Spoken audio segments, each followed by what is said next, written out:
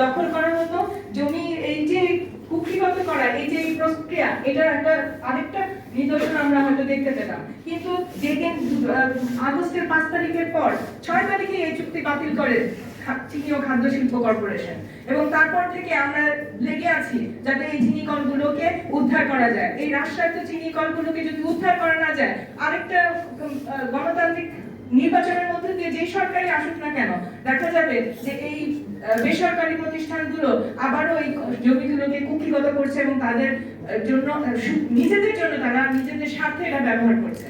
আমরা এর আগেও দেখেছি যে চিনি কলগুলোকে ইকোনমিক প্রসেসিং জোন, অর্থাৎ ওভাবে করে তাদেরকে জমি দিয়ে দেওয়ার চেষ্টা করা হয়েছিল, সেখানেও বাধা বিপত্তির সম্মুখীন হয়েছে। এইভাবে আমরা যদি একটার পর একটা দিয়ে দিতে থাকি, তাহলে শ্রমিকের যে মানে পরিস্থিতি, সেটা কিন্তু দিনে দিনে আরো খারাপ হতে থাকবে। এই অবনতির কারণ কিন্তু আমরা টের পাবো না, সেগুলো খুব আস্তে আস্তে করে ঘটবে। এবং একই সাথে আমি যদি দেখি যে আমরা সবসময় শহরের কথা বলি, কিন্তু গ্রামে কি হচ্ছে, পাট কলগুলো, চিনি কলগুলো, এগুলো তো ঢাকার বাইরে, ওখানে যে কর্মসংস্থান তৈরি করা হচ্ছে সেগুলো তো খুবই গুরুত্বপূর্ণ। সেখানে যদি সেটা না থাকে, তাহলে শহরে তো মানুষ ভিড় করবে। শহরে মানুষ ভিড় করলে সেখানে তো এই রিক্সা শ্রমিকের সংখ্যা বাড়বে।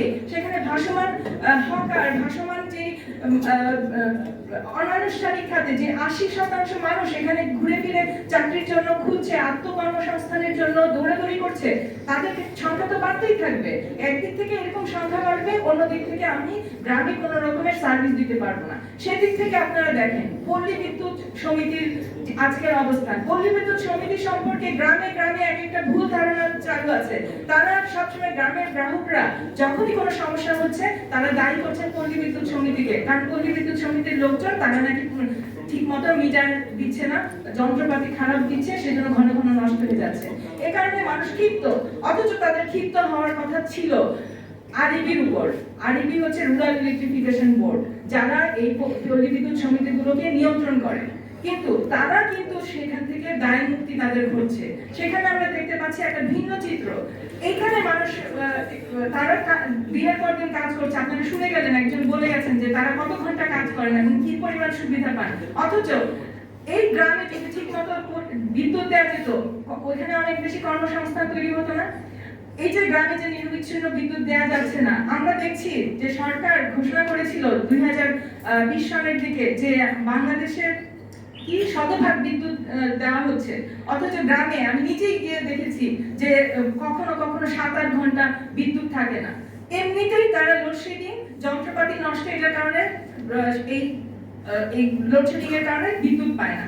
কিন্তু যখন এই যে 17 তারিখে যে শাটডাউন করলো, যেটাকে শাটডাউন বলা হয়, প্রতীকী শাটডাউন, 1 ঘন্টা 2 ঘন্টার জন্য শাটডাউন করেছে, তখন নাকি এটার জন্য তারা দেশধরী হয়ে গেল।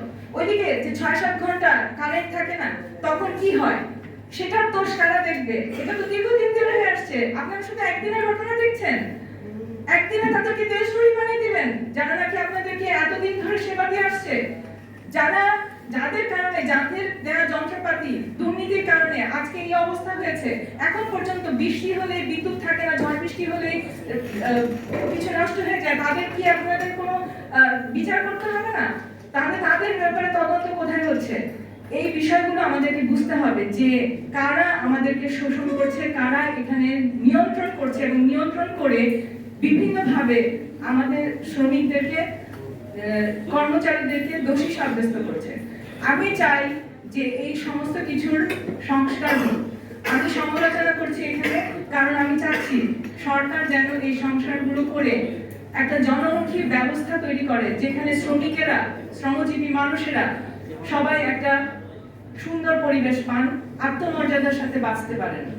এটাই আমাদের মূল লক্ষ্য হওয়া উচিত। সেই দিক থেকে এখন বর্তমানে আরো যারা সামনে কথা বলে যাবেন, তাদের সবার কথা আমরা শুনবো, এবং এটাও আমাদেরকে বুঝতে হবে যে যত বেশি শ্রমজীবী মানুষ একত্রিত হবে এবং তারা তাদের কথাগুলো বলতে হবে, তাহলে ততই গণতন্ত্র প্রতিষ্ঠা হবে।